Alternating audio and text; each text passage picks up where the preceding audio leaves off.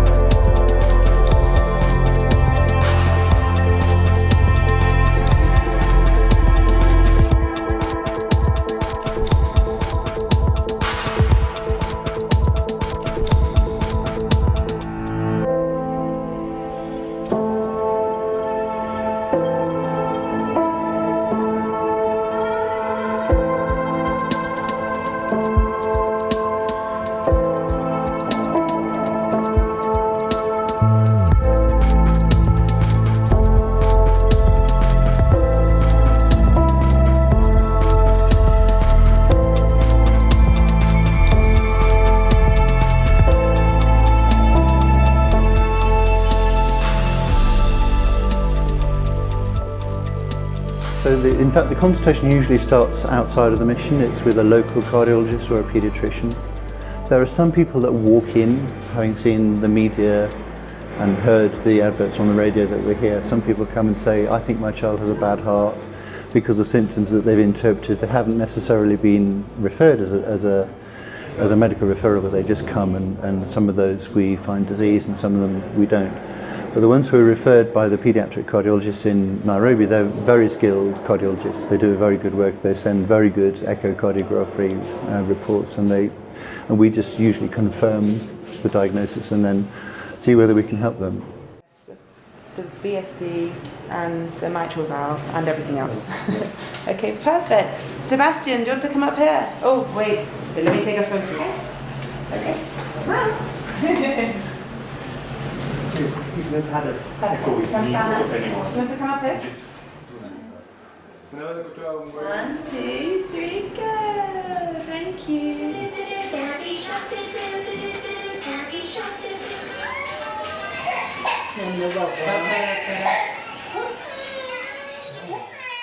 So the diagnosis that they gave in Narok, in Masai Mara, is completely different from what she has.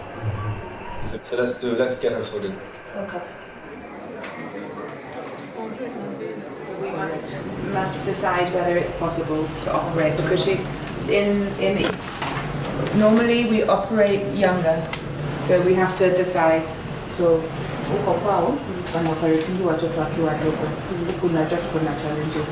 he was breathless or coughing or chest infections or he was coughing, then he had it was like a river.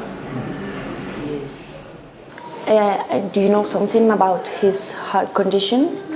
A little bit, yeah. You know that his heart is not in the left position, it's in the right side. So everything is a little bit more complicated. There is no way to repair it completely, but it's not for sure, but maybe we can improve a little bit his situation. Okay.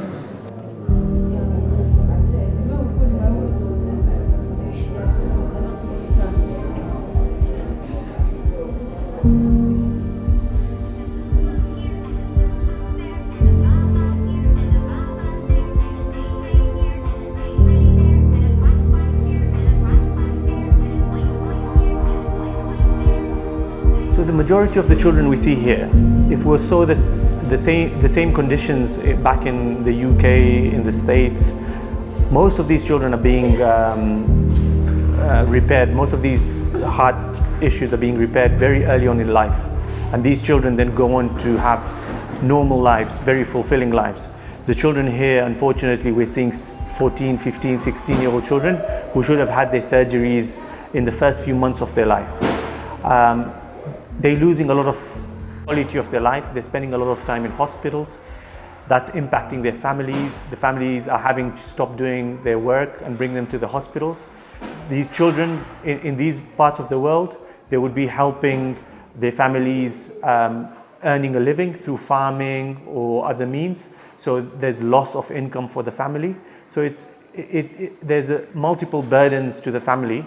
And I think by helping them through the camps, I think we can make a big impact, not just to the individual patient, but to the family and the community as well.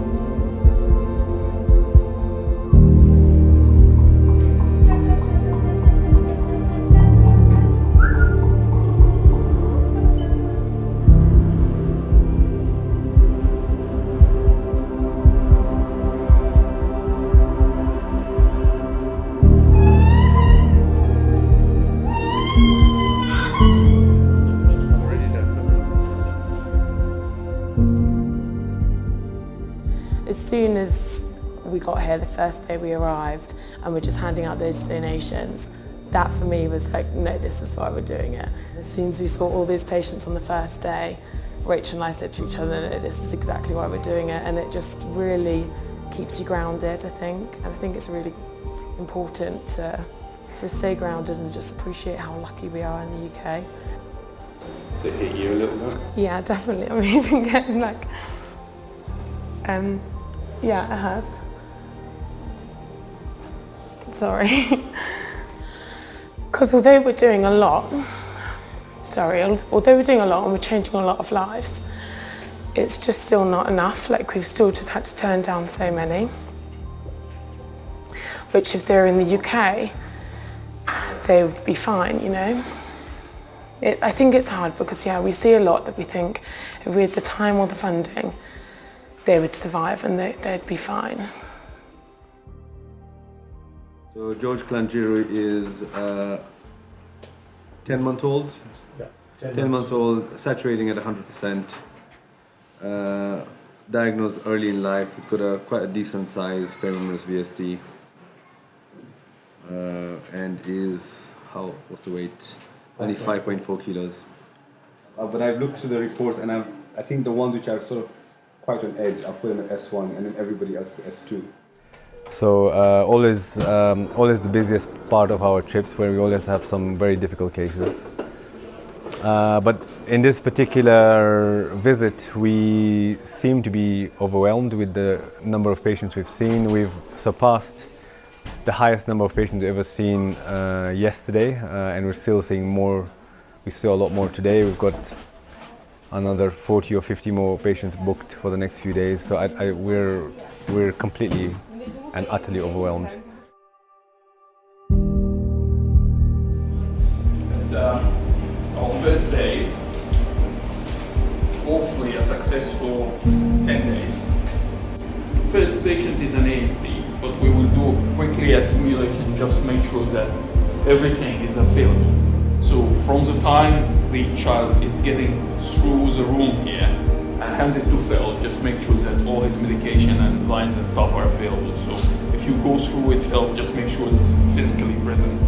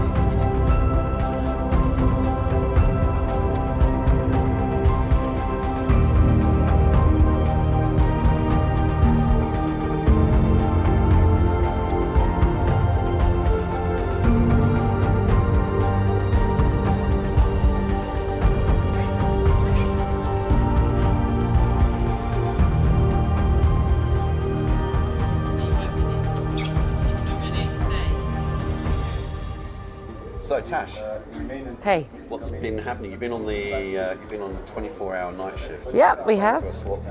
What's been going on? So we started at 8 o'clock 24 hours ago, and we came into some cases that were prepared for us, and then we had already had, oh gosh, how many patients did we already have? I think we had 4 patients already, and then we were receiving another 2. So we received one of the young chaps next door, did really, really well post-op, and then the second one was a bit more challenging. He was in theatre and had a bit of a major hemorrhage, so it was a little bit tricky, but he's here and he's doing really, really well. 24 hours in for us and probably 5 hours in for him, so yeah. It was a very, very busy one, but it was great. It was great. So we are now on 6, so probably no one going to the ward, but 2 more coming in, so it's going to be a real busy day for the guys, but yeah.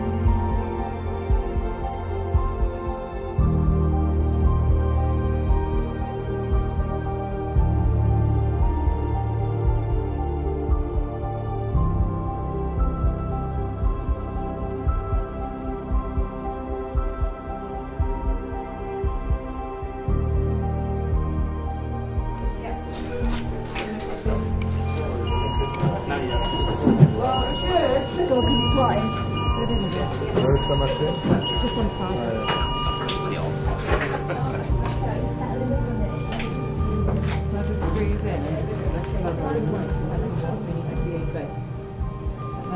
And wait, we continue now platelets, yeah?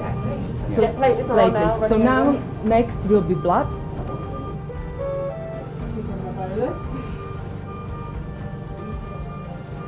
Was it going to the pleural? Coming out of the right pleural drain. He was losing blood. He was hypovolemic from blood loss. As soon as we gave blood back, his blood pressure came back up. It was not a tamponade like that. But the right atrium was not collapsing.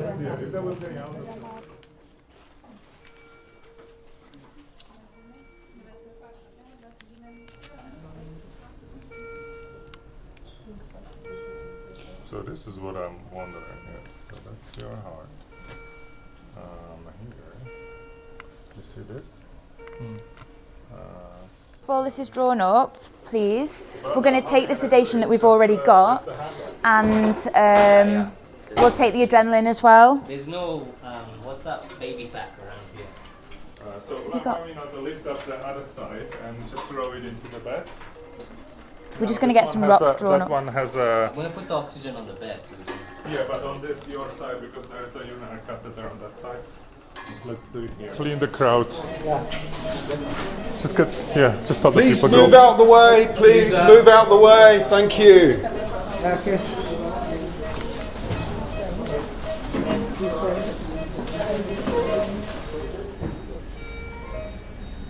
We need something under the head. I think it's quite soft. So outline's there. Do we have an outline there? Is the outline working? Yeah, it is. Okay, great. And actually, if we enlarge this, how big are the slices? So it's 0.6 millimeter. Great. Okay. So if we recon, we can recon. Yeah, 0.6 is fine. I'm happy with that. All right. So let's give the contrast and we'll wrap this second.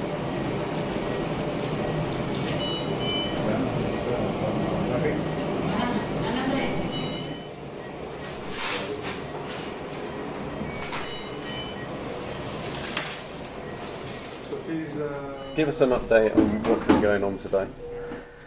I think the busiest day is always Monday and Tuesdays for us when you come in our camp. We had 5 catheter cases and 3 open heart cases today.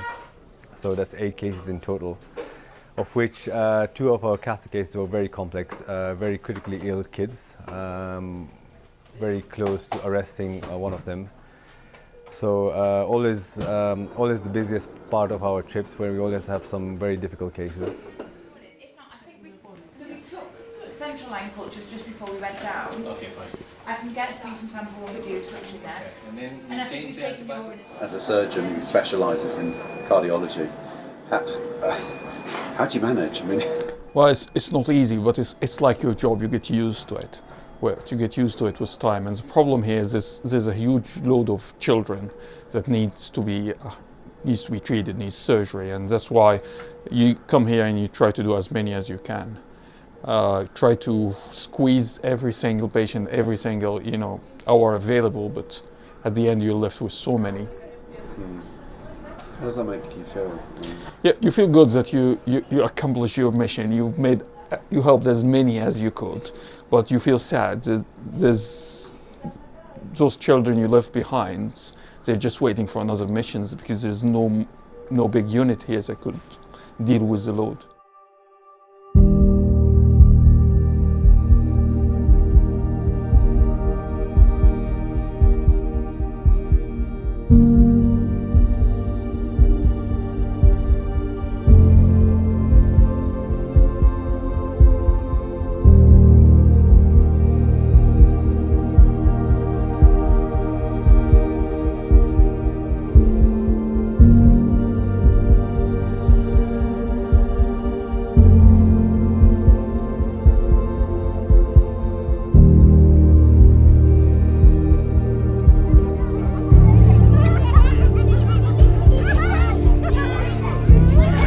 On behalf of the Healing Little Hearts team, we would like to give this donation to these children, and we are so amazed at how you're looking after all these children and commend you completely. And yeah, when you can, let us know what else you need and we can try and get it for you.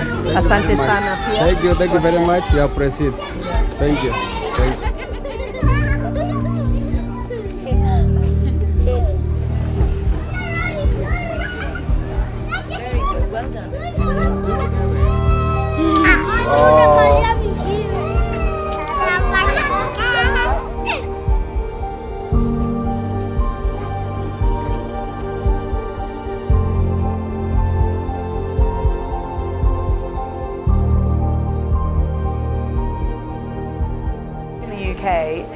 There would be a doctor attached to the ward, but because there's so much stuff going on elsewhere, we often get pulled away.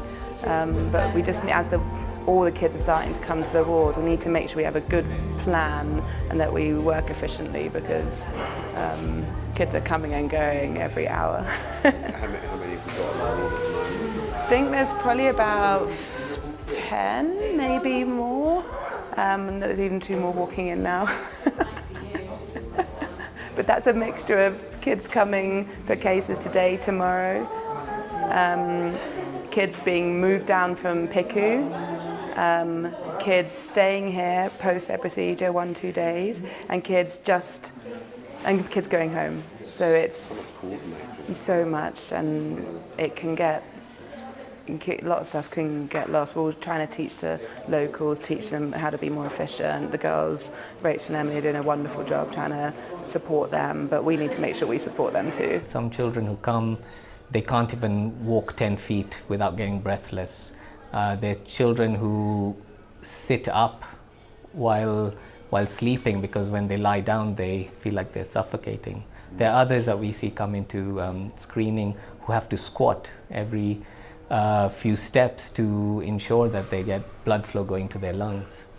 Now those children get operated and they walk out of here. They walk, they run, they play football, they do things that kids should do. So I think that satisfaction, that it makes you feel good.